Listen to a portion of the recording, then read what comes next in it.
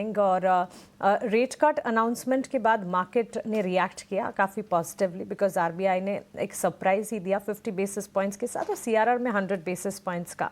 लेकिन यहाँ से आगे अब बैंक्स ट्रांसमिट करेंगे ये डेवलपमेंट्स, इसके अलावा इंडिया इंक की तरफ से इस पर क्या कुछ टेक निकल कर आते हैं, ये सारी की सारी चीज़ें होगी जो वॉच आउट करनी होगी। लेकिन ब्रोकरेजेस का टेक अब आना शुरू हो चुका है।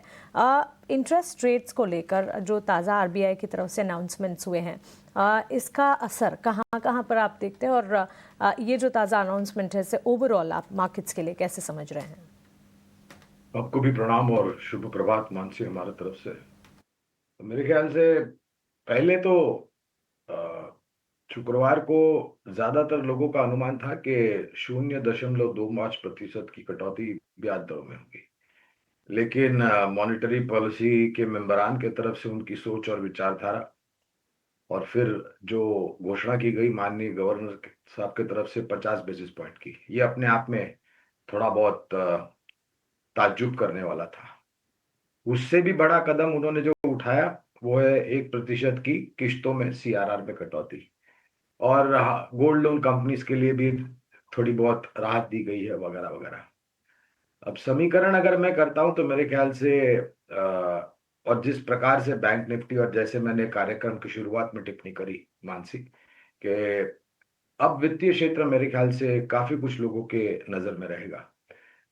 ट्रांजिशन या फिर बेनिफिट दो जीना है वो निर्भर करेगा हर एक bank case to case basis Mansi, क्योंकि हर एक बैंक की कॉस्ट ऑफ बोरोइंग और कॉस्ट ऑफ लेंडिंग में अंतर होता है। फिक्स डिपॉजिट्स में हो सकता है आने वाले समय में जो ब्याज दरें अभी आपको मिल रही है उसमें भी कोई किसी प्रकार की कमी की जाए, और फिर आखिरकार जो होम लोन्स हैं या फिर जो कंज्यूमर लोन्स हैं वहां पर भी आपको ईएमआईज के रूप में जो आप पहले भरते थे उसमें भी थोड़ी बहुत राहत मिल सकती है। आ, खास करके सीआरआर की कट जो हुई है मेरे ख्याल से बहुत बड़ी मात्रा में लिक्विडिटी जो है मानसी, वो अब पर्याप्त रूप से आपको सिस्टम में आते हुए दिखाई देगी। और थोड़ा समय लगेगा। शुक्रवार को हुआ है रेट ट्रांजिशन या फिर जो पास ऑन बेनिफिट करना है, लाभ जो देना है आपको उपभोक्ताओं को, ग्राहकों को, उसमें थोड़ा समय लगेगा। और इसी विचारधारा के आधार पर अभी जब मैं अभिषेक से बात कर रहा था तो मैंने विकल्प के रूप में जब अभिषेक ने पूछा तो एनबीएफसी एक सरकारी बैंक में हमारे देश की बड़ी state bank of India research team के तरफ से आईसीआईसीआई बैंक बाकी अन्य बैंक पर खरीदारी की राय है, तो एक सकारात्मक रुझान आने की संभावना है। लेकिन जो ट्रांजिशन या फिर पास ऑन करना है उसके लिए समय लगेगा। जी जी जी जी गौरांग सर, बिल्कुल बिल्कुल सर। तो एब्सोल्युटली आरबीआई की तरफ से बैंक्स फाइनेंशियल्स को लेकर कई सारे टेक अवेज आते हुए दिखे, और इस पर फंडामेंटल एनालिसिस यहाँ से अब बैंक्स और फाइनेंशियल्स की चाल कैसी रहेगी ये आपके लिए हमारे एक्सपर्ट्स से जानना, गौरांग सर के लेंस से जानना काफ़ी ज़रूरी है। पॉजिटिव है और पॉजिटिव आगे भी रहेंगे। Banks and financials loan to value में जो डेवलपमेंट्स होते हुए दिखे उसका इम्पैक्ट गोल्ड फाइनेंसिंग काउंटर्स पर भी दिखा। लेकिन चलिए क्विकली आगे बढ़ेंगे और अब देते हैं। लेकिन डिफेंस की ये कंपनी के बारे में जरा चर्चा करते हैं गौरांग सर। निश्चित तौर पर आपके रडार पर होगी, वो आप कवरेज भी कर रहे होंगे उसका। कंपनी है बीएल। सेमीकंडक्टर को लेकर टाटा इलेक्ट्रॉनिक्स के साथ उन्होंने एमओयू किया है।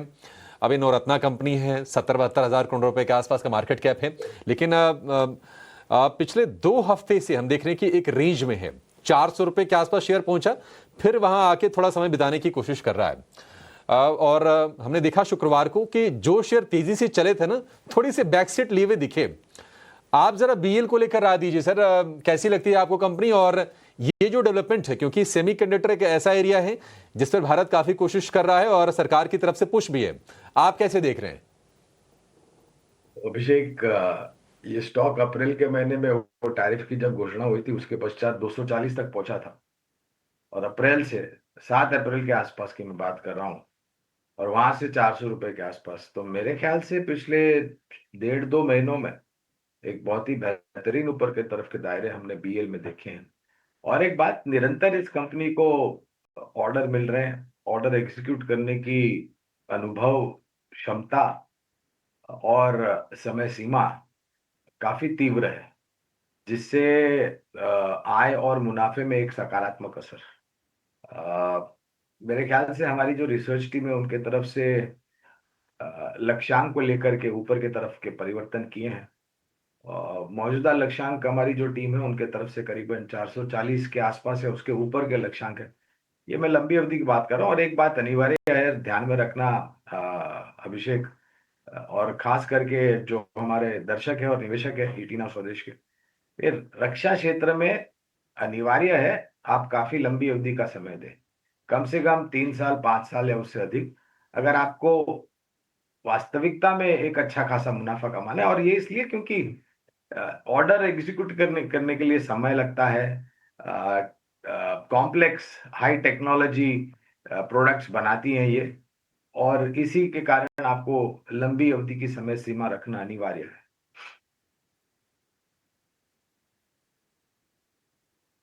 ठीक है, लंबी अवधि के लिए आप भारत इलेक्ट्रॉनिक्स में निवेशित रहें और बहुत बढ़िया रिटर्न्स जनरेट करके दिए हैं। अगर आपने लंबी अवधि, अगर आपने इसको 5-6 साल पहले अगर लिया होगा ना, फिर तो आपकी बल्ले बल्ले निश्चित तौर पर हो रही होगी। भारत इलेक्ट्रॉनिक्स 400 रुपए के आसपास के भाव इसके हैं।